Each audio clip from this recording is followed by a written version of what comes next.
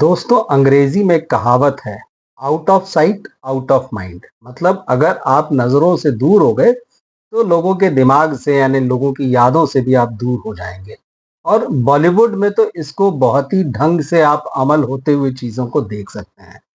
संजय दत्त, आप सोचिए कितने बड़े स्टार हैं। एक समय उनकी तूती बोला करती थी और आज भी आप स्टारडम के लिहाज से कहेंगे कि उनका स्टारडम कोई कम नहीं हुआ है। ये जरूर है कि उनकी उम्र जो है बढ़ गई है, वो कुछ कम फिल्में कर रहे हैं, नई पीढ़ी के एक्टर आ चुके हैं, सिनेमा की दुनिया बदल रही है। लेकिन अगर रिस्पेक्ट की बात है तो संजय दत्त आज भी वही रिस्पेक्ट डिजर्व करते हैं जो आज से 10 साल पहले किया करते थे, बतौर एक्टर, बतौर स्टार जो है। लेकिन जैसा मैंने कहा कि समय बदल गया है। संजय दत्त अब कम दिखते हैं, आउट ऑफ साइट हैं, तो लोगों के आउट ऑफ माइंड भी हो गए। और यही वजह है कि इस बार जब वो अपनी फिल्म लेकर आए शुक्रवार को और एज ए प्रोड्यूसर लेके आए, खास बात ये है, फिल्म में वो एक्टिंग भी कर रहे हैं, मगर जो फिल्म लेके आए भूतनी, उसके एक गाने की लॉन्चिंग के दौरान संजय दत्त ने जो स्पीच दी, एक तो वो इमोशनल है, तो बोलते हैं तो वो वैसे ही इमोशनल लगते हैं। लेकिन इस बार जो मामला हुआ है संजय दत्त के साथ जो हुआ है, उसने ये बता दिया है कि कहीं ना कहीं वो भीतर तक आहत हुए हैं फिल्म इंडस्ट्री का जो वर्तमान चाल चलन है उसको देखकर। अब निश्चित रूप से संजय दत्त ज्यादातर वक्त जो है वो बाहर बिताते हैं, दुबई में बिताते हैं, उनकी फैमिली वहां पर है, आते जाते हैं। और इधर आपने गौर किया होगा कि हिंदी फिल्में जो है वो बहुत कम करते हैं। पिछले 3-4 सालों में जो उनकी फिल्में आई, ज्यादातर वो साउथ की फिल्मों में देखें। हालांकि बहुत ज्यादा काम नहीं कर रहे, मगर फिर भी जिसमें उनको पहचाना गया है या जिसमें उनकी तारीफ हुई। हिंदी में उनकी क्या स्थिति, कब दिखे आखिरी बार, मैं उस पर भी बात करूंगा। लेकिन जो उनका दर्द छलका, भूतनी का एक गाना है, आए रे बाबा। तो आए रे बाबा जो गाना था, इसकी लॉन्चिंग के दौरान संजय दत्त ने जो कहा, उससे उनकी पीड़ा, उनकी तकलीफ आपको पता चलती। उन्होंने क्या कहा, मैं पहले आपको ये बताता हूँ। संजय दत्त ने अपनी स्पीच में कहा, मैं पढ़ के बताता हूँ आपको। दुख होता है कि इंडस्ट्री ऐसे बढ़ चुकी है जो मैंने कभी देखा नहीं था। बढ़ चुकी इंडस्ट्री में कह रहे हैं। हम लोग एक फैमिली थे और हमेशा रहेंगे। थोड़ा बहक गए हैं। मैं यही कहना चाहता हूं कि हर पिक्चर इंपॉर्टेंट होती है ये इंडस्ट्री के लिए, एंड हर पिक्चर को वो मौका देना चाहिए। ये असली बात है। जैसे मैंने कहा, संजय दत्त इस फिल्म के प्रोड्यूसर भी हैं। और आप देखिए कि संजय दत्त की फिल्म आए और कोई धूमधाम ना हो, इंडस्ट्री के लोग सपोर्ट ना करें, तो आज उन्हें कैसा महसूस हो रहा होगा। भूतनी कब आई, और अब मैं कह सकता हूं कि चली भी गई, कि पहले ही दिन इस फिल्म को जिस तरह से थिएटर्स में रिस्पांस मिला है, फिल्म में 1 करोड़ रुपए का भी बिजनेस नहीं किया है, शायद 60-65 लाख का बिजनेस है इस फिल्म का, और उतर भी गई। हालांकि फिल्म की स्टार कास्ट जो है वो आप देखेंगे तो संजय दत्त के अलावा इसमें सनी सिंह है, पलक तिवारी है, आसिफ खान है, और साथ ही इसमें मौनी रॉय भी हैं। अब ये एक भूतहा कॉमेडी, आप हॉरर कॉमेडी कहिए। स्त्री 2 जब चली, उसके बाद में खास तौर पे ये ट्रेंड जो इंडस्ट्री में अब चल पड़ा है कि यार हॉरर कॉमेडी लेके आई। तो यहाँ तो भेड़ चाल का मामला है, एक फिल्म चल गई तो वही आप वैसी फिल्म बनाई। तो संजय दत्त ने भी एज अ प्रोड्यूसर जो है ये भूतनी फिल्म बनाई। लेकिन अब समस्या क्या है, अब उनको एहसास हुआ कि ये इंडस्ट्री बदल चुकी है, ये वो इंडस्ट्री नहीं है आज से 10 साल पहले जो थी। उन्होंने कहा कि हम लोग एक फैमिली हैं, उन्होंने कहा कि हम एक फैमिली थे, लेकिन अब रास्ता भटक चुके हैं। सवाल ये उठता है कि ये रास्ता कैसे भटक गया इस इंडस्ट्री से। बात सही है, हमने लंबे समय से देखा है कि इंडस्ट्री एक फैमिली है, सब लोग एक स्वर में बोलते रहे हैं। लेकिन पिछले 10-12-15 सालों में आपने देखा होगा, बॉलीवुड में कुछ ऐसे प्रोड्यूसर, ऐसे डायरेक्टर, एक्टर निकल कर आए हैं जिन्होंने अपना एक अलग खांचा बना लिया, जिन्होंने अपने आप को क्लासी कहना शुरू कर दिया है। वो सब इन्हीं के बीच से हैं और कोई क्लास नहीं है उनका। उनका क्लास जो है वो पार्टियों में दिखता है, और पार्टियों में क्या क्या होता है वो आप सब जानते हैं।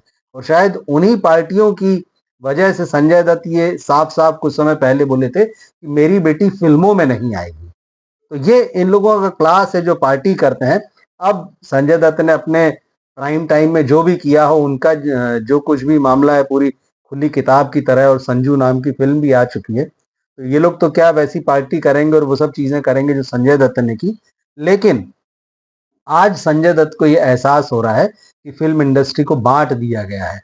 लोग जो हैं वो गुमराह हो गए हैं, लोग जो हैं भटक गए हैं। और एक और खास बात, जो बाहर से इंडस्ट्री से जो बाहर से लोग आते हैं या जिन लोगों ने इंडस्ट्री पे कब्जा कर लिया है, जो खास तौर पर जो बहुत अपने आप को क्रीमी लेयर वाला मानता है, बहुत ही जो मानता है कि हम बड़े प्रिविलेज्ड हैं, जो अपने बच्चों को लगातार लॉन्च करता रहता है नेपो किड्स को, और उसने एक खास तरह के मकड़जाल में जो है इस इंडस्ट्री को फंसा लिया है।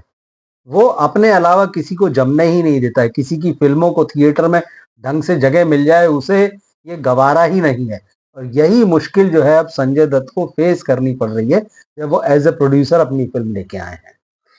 उन्होंने कहा कि भाई हर पिक्चर इंपॉर्टेंट होती है। और ये संजय दत्त ने, ये हमेशा हम भी कहते हैं और तमाम लोग जो हिंदी सिनेमा से प्यार करते हैं वो कहते हैं भाई हर फिल्म की अपनी जगह है।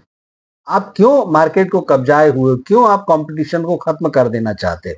और खास बात यह है कि सिर्फ यही लोग नहीं है, इनके साथ वो मल्टीप्लेक्स वाले जो इंडस्ट्री है वो भी शामिल है, जो रोती रहती कि थिएटर खाली पड़े हुए हैं, जो रोती रहती कि लोग फिल्म देखने नहीं आ रहे हैं। 365 दिन में 65 दिन भी आपके पास जो है वो कोई ढंग की फिल्म नहीं है थिएटर में लगाने के लिए।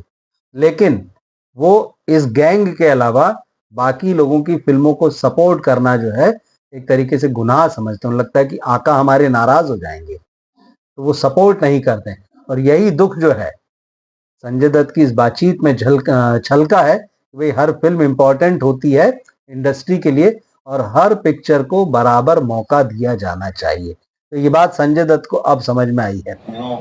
एक दुख होता है कि अपनी इंडस्ट्री ऐसे बढ़ चुकी है जो मैंने कभी देखा नहीं था। हम लोग एक फैमिली थे, वो हमेशा रहेंगे, आगे आगे भी चल के थोड़ा भटक गए हैं। मैं ये कहना चाहता हूँ कि हर पिक्चर इम्पोर्टेंट होती है ये इंडस्ट्री के लिए, एंड हर पिक्चर को वो मौका देना चाहिए। I mean the distributors, cinema owners and everybody should be equal with every film, I feel. और चलो भूतनी को इतना जोर नहीं दिया जा रहा है, लेकिन मुझे पता है ये पिक्चर बहुत आगे निकलेगी।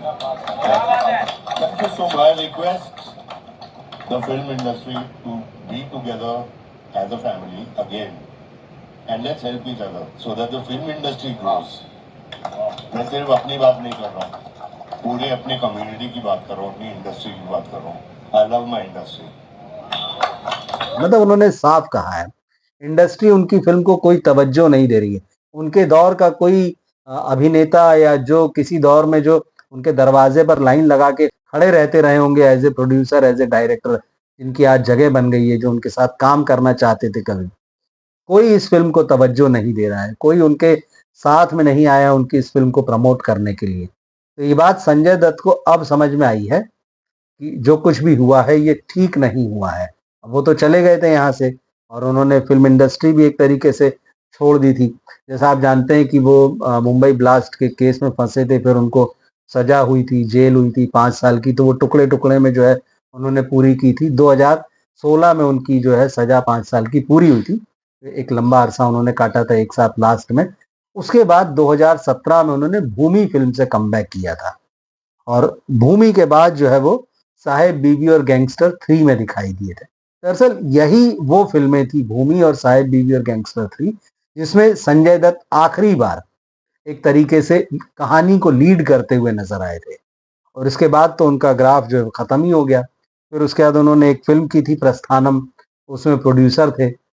बहुत सारे लोग कहेंगे हमने तो नाम ही नहीं सुना इस फिल्म का। ये फिल्म, और आखिरी बार फिर वो दिखे थे शमशेरा में, जो फिल्म थिएटर में रिलीज हुई थी रणबीर कपूर के साथ में। अच्छा रोल था, इंटरेस्टिंग था। एक दो दृश्य ऐसे थे जिसमें संजय दत्त ने छाप छोड़ी थी।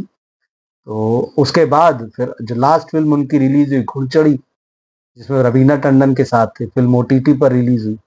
यहाँ उनका कैरियर ही एक तरीके से खत्म हो गया। और अब जब वो ये फिल्म लेकर आए हैं भूतनी, तो उसको ना इंडस्ट्री ने सपोर्ट किया है, और दुख के साथ ही कहना पड़ता है कि इस फिल्म में भी वो बात नहीं है जो कम से कम स्त्री में थी या स्त्री 2 में थी।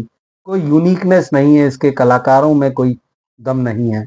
संजय दत्त इसमें घोस्ट हंटर टाइप के बाबा के रोल में है, लेकिन वो भी नहीं जमते।